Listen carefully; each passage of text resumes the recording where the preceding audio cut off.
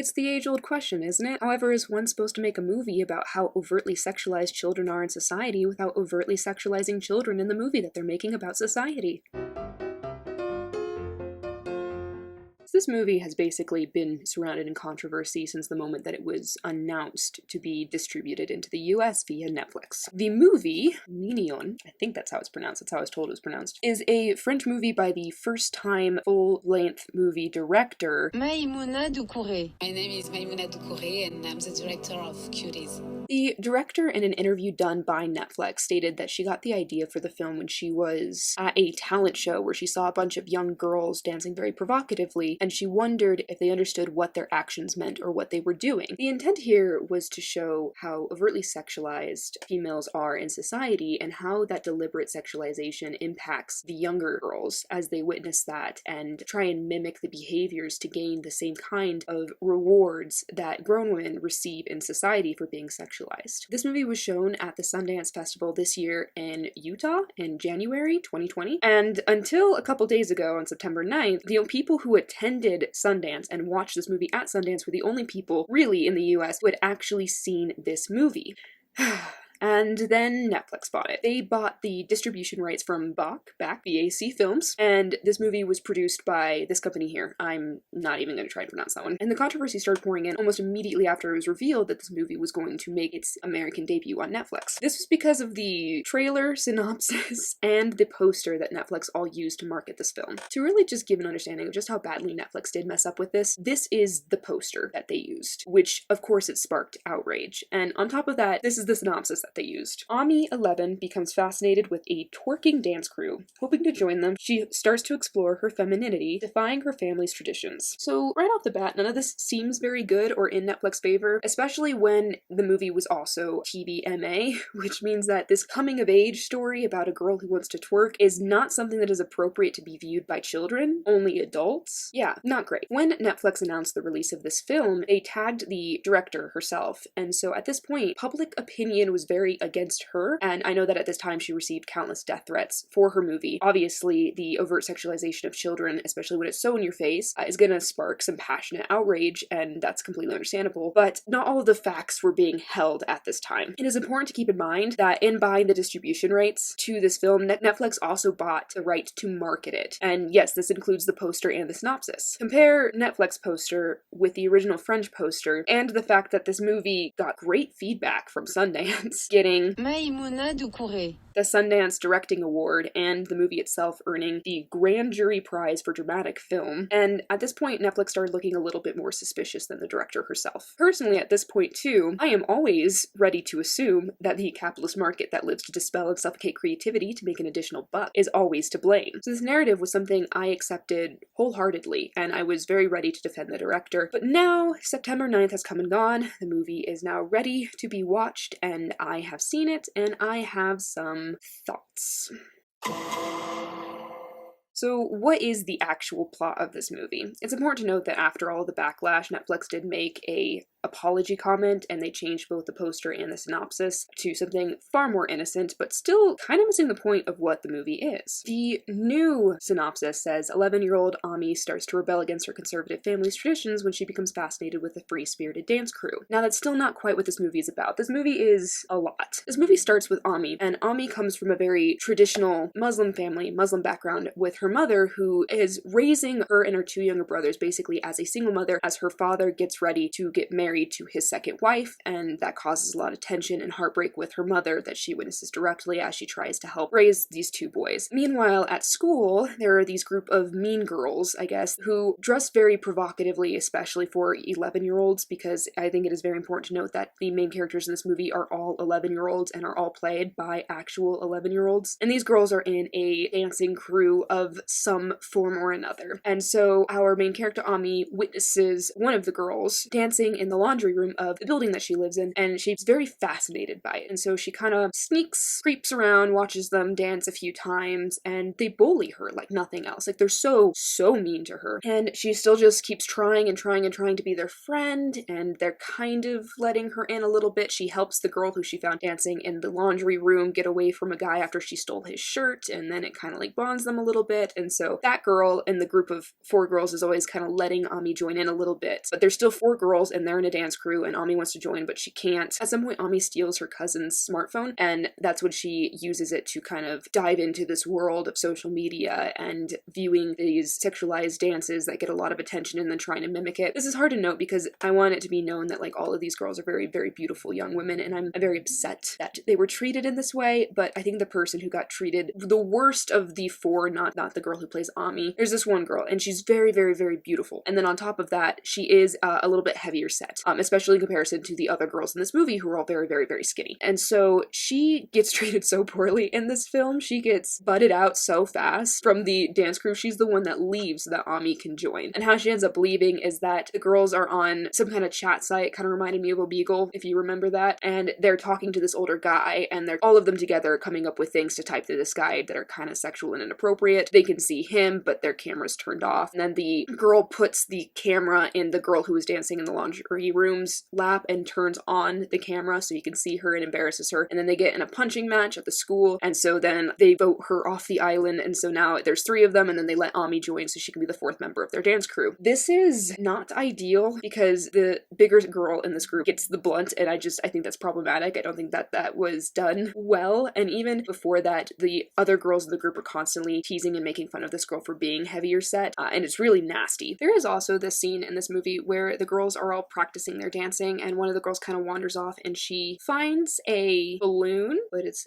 not a balloon, but she thinks it's a balloon, and she uses it as a balloon. And then the other girls are like, that's not a balloon. And for a second there, I thought it was going to be kind of like the cheese touch from Diary of a Wimpy Kid, where they were all freaking out, and they're like, you're not allowed to come near us, you're contaminated, you might have, and they named a bunch of diseases that one might get from not using the balloon, actually, because I knew one of them had to get booted off in order to make room for Ami, and this was before Ami was allowed to be part of the dance crew. And I really, really thought that this was going to be the moment where they used that as this girl wasn't allowed to come near them anymore, but then they just immediately get over it, and then the contrived thing happens later, so that the bigger girl is the one who gets booted off instead. I really don't like the way that she was treated in this movie. And so after that, Ami is part of the dance crew, and Ami kind of shows them the videos that she's been seeing, and like adds some more, like they were always dancing in a semi-provocative manner, but Ami adds a lot more twerking and thrusting into their routine, and it's hard to watch. At this point, Ami has kind of embraced her femininity, as Netflix called it, and she's starting to dress a lot like the other girls, very tight pants, lots of crop tops, lots of cleavage showing, that kind of stuff. And so she's embracing this new look to herself. Everybody's staring, and she sees this guy sitting,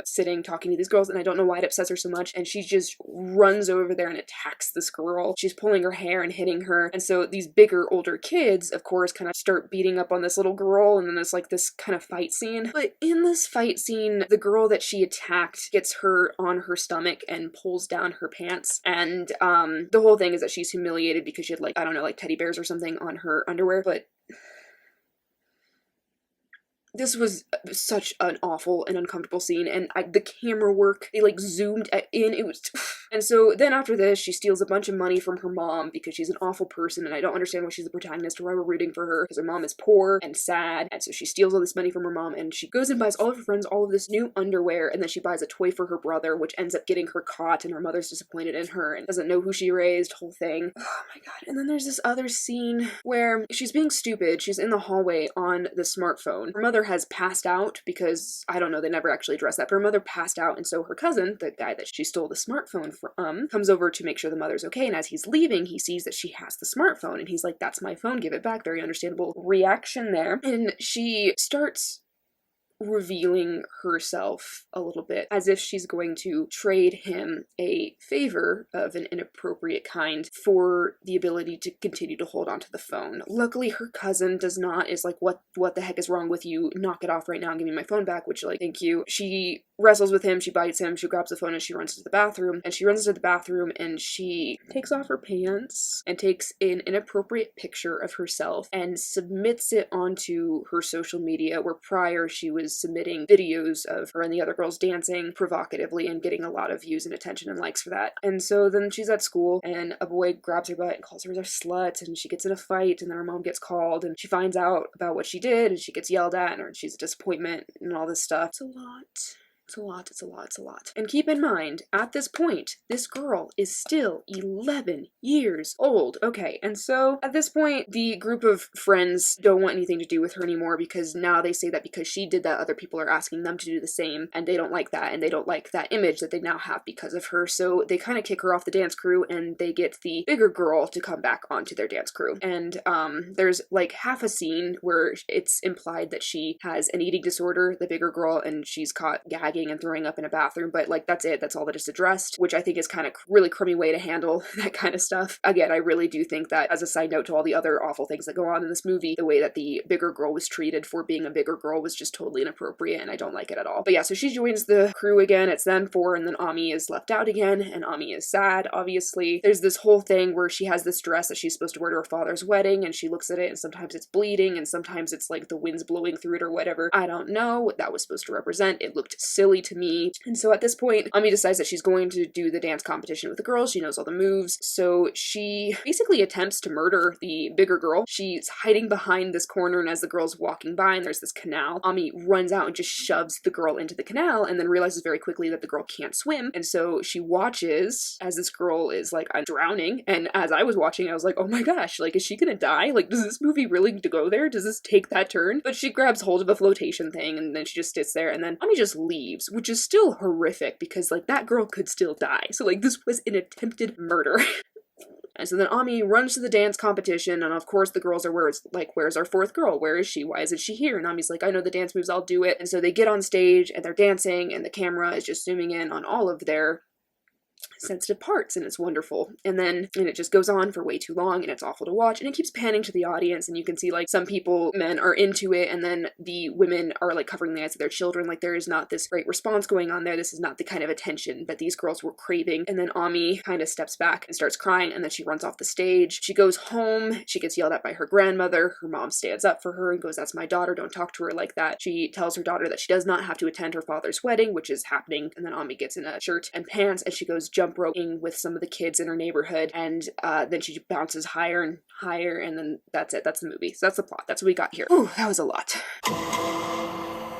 There are a couple just weird things about this plot that I want to address before I get into the really gritty stuff. All of these girls are epic brats, okay? Like, this does not feel like a coming-of-age friendship tale. That was the thing that a lot of people kept on leaning into, like Netflix, almost to distract from all of the controversy with the sexualization of children, which is, it was almost promised to be this coming-of-age friendship tale, which right off the bat is problematic because this movie is for a mature audience. It's what it's rated. No child is going to watch this, so this isn't to empower children. It's not to empower little girls. It's not to teach them a lesson. It's not to show them how the world's lying to them. This is about a group of girls who are awful to each other. And they only become like a little less awful to each other at periods when the plot deems necessary, and there's never a conclusion in which they're less awful to each other at the end. I don't want these girls to be friends because they're so bad to each other and bad together. They're very bad influences on each other, and together they're not great. Their friendship is not something that I was rooting for in this film, and I don't think it's something anybody is supposed to be rooting for in this film. So what else is it supposed to be then? A dance film? Whether they win the competition or not doesn't matter at all in this movie. We, the audience, are never even told the answer. So it's not about dancing, and it's not about friendship. So the only thing that this movie really is about is the sexualization of young girls in society. I watched the interview of Maïmouna Doucouré, linked below if you want to watch it yourself. And watching this woman talk about this project makes me genuinely sad. You can tell that she's passionate about what she created, that she's genuinely proud of it. And she's so vibrant in how she talks about her creation, about her art. And I really do think that a lot of this does stem from the fact that it was getting such good feedback from critics at the festival. She thinks that she did a really good thing. She thinks that she's really made it in her career. And to have that so suddenly just tarnished, I can't even imagine how that must feel. And I do really hope that this woman is okay. okay right now. And even more so, there is this deep connection between her and this project. It is wholly connected to her own life experiences. Ami, the main character, is a pretty close self-insert, and she admits that. She's a representation of herself at that age, even representing a very similar family situation that she found herself in, and a very similar religious background. This movie is supposed to be a representation of her own story, the stuff that she experienced, and the things that she witnessed. And the issue at hand, the overt sexualization of women that young girls experience in society, is a topic that more than deserves exploration and representation. Watching that interview, I almost wanted to give her a pass. I really, really did. I wanted to chalk it all up to one big mistake and move on from there and forget it ever happened. But I watched this movie and I can't. There are very few things that can visually in media upset me or make me uncomfortable. Scenes that I can recall that made me have a reaction where I felt disgusted and uncomfortable and wanted to look away are things like that scene in the first episode of Euphoria. If you've seen it, you know the scene. That 15-minute scene in the middle of Blue is the Warmest Color, which I had to skip over entirely because it was so awful. And the unfortunate inciting incident scene in the Nightingale film that I could not actually watch all the way through. I had to look away. All of these scenes have a very similar thing in common. They are very abusive scenes of sexual content. There were many scenes in this movie that made me so uncomfortable I had to look away. There were several that I just skipped over entirely. And this is because I did not want to see what was being portrayed to me. I did not want to watch a bunch of little girls doing the things that they were doing in this movie, being displayed in the way that they were being in this movie. And you know, maybe that's the point. Maybe, like in the movie The Nightingale, these scenes are supposed to invoke a defensive response. It's supposed to make you squirm. It's supposed to make you uncomfortable. And it's doing this intentionally to highlight the despicable nature of the reality we can find mirrored in the scenes we're watching on a screen. But the issue here, because at this point we have dived into gray territory, we have dived into the age-old argument of, is depicting violence in media actually a good thing? Does it encourage violence? Does it encourage these bad things? When you show a very graphic rape scene in a movie to try and depict how awful that action is, are you actually hurting people by giving people who want to see that an avenue to see it, and by showing that to people who have experienced something similar and never want to have to witness it again? Are you bringing uncomfortable feelings back to people who have gone through something like that? But the problem here is that no matter what the intent was, no matter whether the intent was reached, whether it was fulfilled, whether the movie did an excellent job at setting out at what it wanted to do, which was portray how destructive this sexualization can be towards young girls, at the end of the day, actual real 11-year-old girls were in this movie. They were used to convey this intent, and it was done in a way that was directly harmful towards them. And that is why this is so disastrous. That is why this needs to be addressed. Provocative does not mean good. Just because you're willing to show something doesn't mean that you have accomplished something. And I think a lot of filmmakers actually completely miss this point. It's just a lot more apparent when you're dealing with young children. But in this case in specific, I really need to mention that the camera work in this movie is horrific. Not because they don't know how to work cameras or they're unskilled with cameras, it's because in every scene in which the children are doing something that is inappropriate, the cameras are so focused on the inappropriate action, so focused on their bodies and the way that their bodies are moving and parts of their bodies. And every scene that I've mentioned that is just awful, the camera is always zooming in on something. In the scene where the girl gets her pants pulled down, they zoomed in on her butt. And every dance sequence, every thrust and twerk or whatever the heck you want to call it, the camera is there trying to enunciate it, trying to see it better. And it's provocative, yes, but it's stupid and dangerous, and I hate it, so please stop. And the thing is there were ways around this too. If you want to display innocence and youth so provocatively to try and get your message across, use animation. Use not real girls, not real kids. I'm not saying it would have solved all the problems in this movie, but it definitely would have been better to try and tackle this issue without putting actual young girls in danger. And for the love of God, do not zoom in on an actual 11-year-old's butt and chest while she twerks and call it progress. And to fully keep to a live action setting, there were scenes in this movie that I was watching disgusted and thinking to myself, this could have been done without having to sexualize these girls. For example, the final dance scene. So this goes on for a long time and the camera work is awful, and it's zooming in on these girls in all kinds of ways as they do all kinds of stuff, basically just the WAP dance, but with 11-year-olds. Imagine this. The final dance scene is happening, and at this point we've also gotten snippets, but hopefully much smaller and vaguer snippets, of what they might be doing on that stage. Have a close-up camera on just their faces, where you can just see like maybe their shoulders up as they're moving around on the stage, and watch their facial expressions alter as it's panning back and forth between them and the audience reaction that they are getting. You can even have like a dully reflective surface behind the audience to kind of show how much they're moving around, but without actually showing them doing any of the things that are so highlighted and so focused on in the filming of this scene. Having her cry and run off after realizing her mistakes isn't enough when you just zoomed in on her and every other 11-year-old girl's butt for like 10 minutes. And with this whole project, with this whole movie and what was trying to be accomplished and what was actually done, I get such heavy 13 Reasons Why vibes here, where it's so intent on starting a conversation that it completely ignores being a constructive piece of media. It completely ignores how difficult it is to tackle such a sensitive topic. And just because you're starting a conversation, you have the right to trample all over these topics with no regard for the people these depictions directly hurt and the message that is being promoted. The entire time I was watching this movie, I kept thinking about how, because of this movie, seeing stuff like this became directly accessible to anyone who would want to see it. And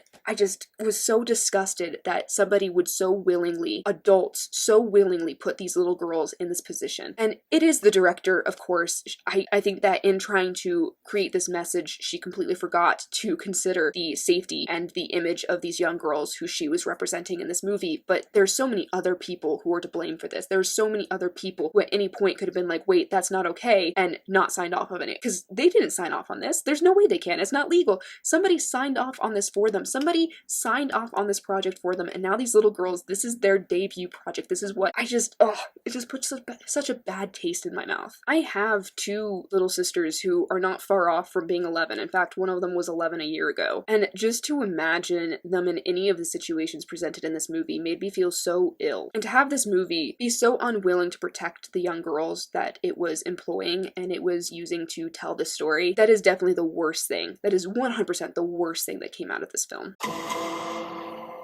As a final analysis, final conclusion, I want to say a couple things. I want to say that even if this movie somehow managed to not sexualize young girls at all in it, which there were still a lot of things in this movie that just kind of fell flat, a lot of things that weren't wrapped up very well. The ending was very unsatisfying. I don't think it is worth watching, even if you could somehow overlook how harmful the sexualization of young girls is in this. I also want to say that I don't actually have any ill will towards the director herself, and I know that might be kind of odd. I do hope that she can learn from this mistake. In an ideal world, to me, she would publicly comment on everything that's been said. She would either apologize or make some kind of statement about it and her intents versus what actually happened, and she would learn from it, and then she would continue to create stuff having learned this lesson and not doing it in the future. I think that her intentions were good, and her way of going about it was really, really, really bad and very clumsy and uncalculated and hazardous because it was done so carelessly. Really do hope that she can build off of this rather than this destroying her. Similarly, I want to say that this is also Netflix's fault. This is not just her fault. At the end of the day, Netflix did buy the rights to a movie that is not great and very harmful, and then distributed it to a lot larger of an audience than it would have gotten otherwise. And I don't know if Netflix had seen the movie or their people had seen this movie before they bought the rights. If anything, it would make total sense that they would want to buy the rights to a movie that won all these awards, so Sundance is also to blame then. But after buying it, I really do think that they realized what they had on their hands, and I almost kind of wonder if all of the mistakes that they made in marketing were actually to feed flame into a controversy that they knew would get a lot more people watching this movie and would have previously watched it had nobody ever said anything about it. And if they didn't do that, then they made the mistake of thinking that it was okay to make these posters and make these synopses and make these comments and try and promote it in that way, which was awful, because if you're promoting it in that specific way, there's only two people that it could have been for, and that's either 11-year-old girls who you're trying to promote this lifestyle to, which obviously that couldn't have been it, because like I've said before, this movie is rated and has been since it was announced TVMA, and so you can't watch it if you're 11 years old. So at that point, the only other demographic of people who would watch this movie when it was marketed that way.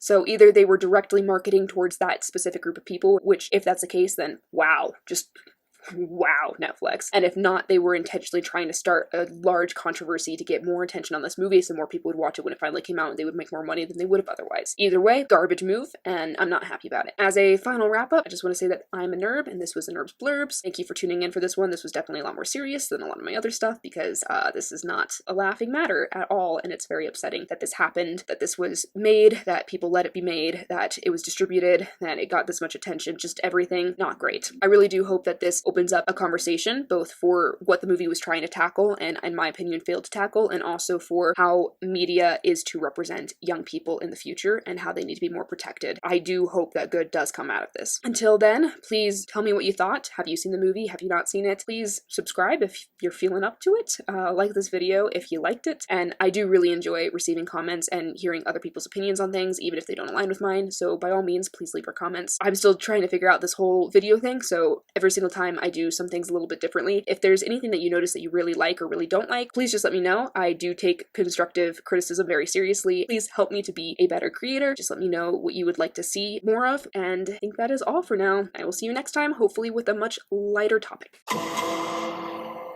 I don't know why I keep making the same mistake over and over again. I don't know why I keep on giving them second chances. I don't know why I keep thinking that it's going to be different. I hear great things, I get my hopes up, I go and watch the film, and every single time... Anyways, the day that France makes a not bad film, I'll eat my foot.